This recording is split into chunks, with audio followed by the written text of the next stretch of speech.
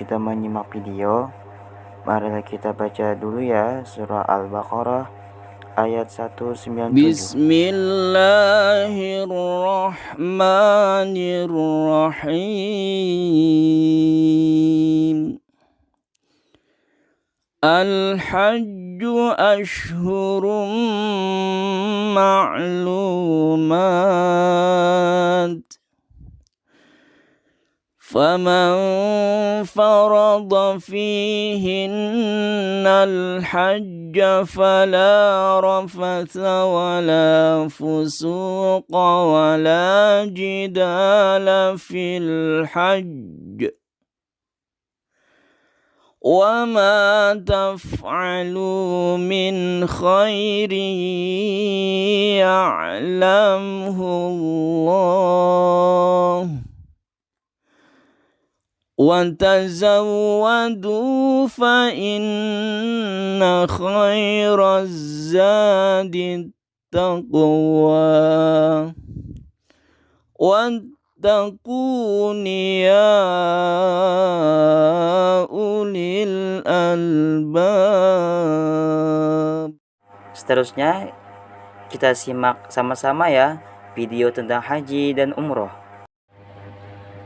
Assalamualaikum warahmatullahi wabarakatuh. Alhamdulillahirrabbilalamin. Wa bihi nasta'inu ala umuri dunya waddin. Wassalatu wassalamu ala asyrafil anbiya'i wal mursalin Sayyidina wa nabiyina Muhammadin wa ala alihi wa sahbihi wa barik wa sallim ajma'in, amma ba'. Perkenalkan, nama saya Muhammad Badali, semester 6 konsentrasi fikih. Kali ini saya akan menjelaskan materi tentang kajian Sabilal Muhtadin, kitab haji dan umroh. Langsung saja, yang pertama yaitu pengertian haji dan umroh menurut kitab Sabilal Muhtadin. Yang pertama yaitu pengertian haji menurut kitab Sabilal Muhtadin. Menurut bahasa, haji ialah qasad, yakni mengqasadkan sesuatu. Namun haji menurut syara' ialah qasdul ka'bati an-nusuki allati, artinya mengqasadkan Ka'bah karena memperbuat ibadah yang lain. Akan datang keterangannya. Haji dan umrah ada kalanya fardu ain, yaitu bagi orang yang belum pernah menunaikan haji, dan ada kalanya fardu kifayah karena menyamarkan Ka'bah pada setiap tahunnya. Bagi yang sudah mengerjakan haji, ada kalanya sunat bagi budak dan anak-anak. Tetapi fardu ain haji dan umrah adalah asal perintah dan hanya diperintahkan sekali seumur hidup. Dan terkadang wajib ain haji dan umrah lebih dari sekali, tetapi bukan asal perintah syara', hanya disebabkan hal lain, umpamanya karena nazar dan qada. Dalam kitab Bidayatul Mujtahid wa Nihayatul Mujtahid, haji terbagi 3. Yang pertama yaitu haji ifrad, yang kedua haji tamattu', yang ketiga haji qiran. Nah, yang selanjutnya dasar hukum haji. Yang pertama dari Al-Qur'an, Allah Subhanahu wa taala mewajibkan untuk melaksanakan ibadah haji sekali seumur hidup jika sudah mampu. Allah Subhanahu wa taala berfirman, "Walillahi 'alan nasi hajjul baiti an istata'a ilaihi sabila." Artinya, dan di antara kewajiban manusia terhadap Tuhan adalah melaksanakan ibadah haji ke Baitullah bagi orang-orang yang mampu mengadakan perjalanan ke sana. Ada juga dasar kewajiban haji dan umrah. Allah Subhanahu wa taala berfirman, "Wa atimul hajja wal umrata lillah." Artinya, dan sempurnakanlah ibadah haji dan umrah karena Allah. Yang kedua yaitu dalil as-sunnah dari Umar radhiyallahu anhu. Ia berkata, Rasulullah SAW bersabda, Islam dibangun atas 5 perkara. Yang pertama, bersaksi bahwa tiada Tuhan selain Allah, dan sesungguhnya Nabi Muhammad adalah utusan Allah. Yang kedua, mendirikan salat. Ketiga, menunaikan zakat. Yang keempat, haji. Dan yang kelima, berpuasa di bulan Ramadan. Hadis riwayat Bukhari dan Muslim. Selanjutnya yaitu tentang miqat haji dan umrah. Dalam kitab Sabilal Muhtadin jelaskan yaitu miqat haji dan umrah terbagi 2. Yang pertama yaitu miqat zamani, yang kedua yaitu miqat makani. Yang dimaksud dengan miqat zamani dalam ihram umrah adalah sepanjang waktu, karena sepanjang tahun dapat dipakai untuk ihram umrah. Sedangkan miqat makani ada ihram haji bagi orang yang berada di Mekah, baik bagi penduduk Mekah maupun bagi penduduk yang bukan Mekah namun sudah berada di Mekah. Maka miqat makani bagi mereka yang adalah kota Mekah itu sendiri. Miqat makani ihram umroh bagi orang yang tinggal di Mekah ialah dari tanah halal, maka memadailah tanah halal yang berdekatan dari kota Mekah pada jurusan mana saja yang dikehendakinya. Selanjutnya yaitu dalam kitab Bidayatul Mujtahid wa Nihayatul Mujtahid syarat-syarat haji.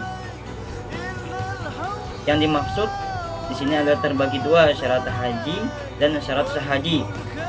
Syarat wajib haji yang pertama yaitu Islam, yang kedua balik, yang ketiga berakal, yang keempat merdeka, yang kelima mampu dan kuasa. Adapun syarat sah haji adalah yang pertama Islam, yang kedua balik, yang ketiga berakal, yang keempat merdeka. Selanjutnya yaitu rukun haji dan umroh. Dalam kitab Sabilal Muhtadin dijelaskan rukun haji ada 6 perkara. Yang pertama yaitu ihram, ialah berniat memulai mengerjakan ibadah haji. Yang kedua, wukuf, yakni berhenti di Arafah. Yang ketiga, tawaf di Baitullah. Yang keempat, sa'i antara Safa dan Marwah. Yang kelima, yaitu halaq, yakni mencukur rambut. Yang keenam, terakhir, tertib pada sebagian besar rukunnya, karena wajib mendahulukan wukuf ihram dari rukun-rukun yang lain, mendahulukan tawaf dari sa'i, boleh mendahulukan bercukur dari tawaf dan sa'i, dan boleh melambatkan bercukur dari tawaf dan sa'i. Rukun umroh ada 5 perkara. Yang pertama ihram, yang kedua tawaf, yang ketiga sa'i, yang keempat bercukur, yang kelima tertib pada seluruh rukunnya. Selanjutnya yaitu ihram. Ihram menurut syara mempunyai 2 makna. Yang pertama yaitu berniat memulai mengerjakan ibadah haji atau umroh. Dari makna yang kedua, memulai mengerjakan haji atau umroh, atau keduanya dalam satu miqat. Ihram ada 2 macam. Yang pertama ihram muayyad, yakni ihram yang ditentukan, umpamanya dalam niat ihram diniatkan ihram haji atau ihram umroh, atau ihram untuk keduanya. Yang kedua, ihram mutlak, yang dikaitkan dengan sesuatu baik haji maupun umroh atau keduanya. Macam ibadah itu umpamanya berniatkan hanya semata ibadah haji saja. Amalan menjelang ihram, yang pertama yaitu mandi, yang kedua yaitu niat dalam ihram, yang ketiga talbiyah. Selanjutnya yaitu yang terakhir yaitu sunnah haji dalam kitab Sabilal Muhtadin. Sebagian orang yang ingin melakukan ihram disunatkan lebih dahulu mandi, sekalipun bagi wanita haid ataupun nifas, karena tujuan mandi adalah untuk membersihkan tubuh.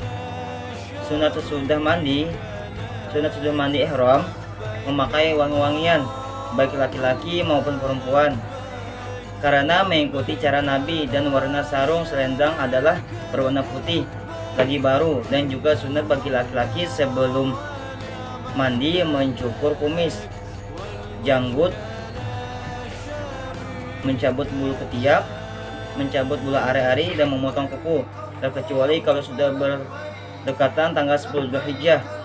Semua itu ditunda dan dikerjakan sesudah menyembelih kurban. Sunnah bagi yang memasuki kota Mekah sebelum wukuf mandi lebih dahulu, karena mengikuti sunnah Nabi Muhammad SAW. Dan juga bagi orang yang mengerjakan wukuf qudum sebelum membuka pakaian ihram, mencari lebih dahulu rumah tempat menginap, karena tawaf qudum itu menghormati bagi Allah Subhanahu wa taala. Mungkin itu saja yang materi yang saya sampaikan tentang haji dan umrah.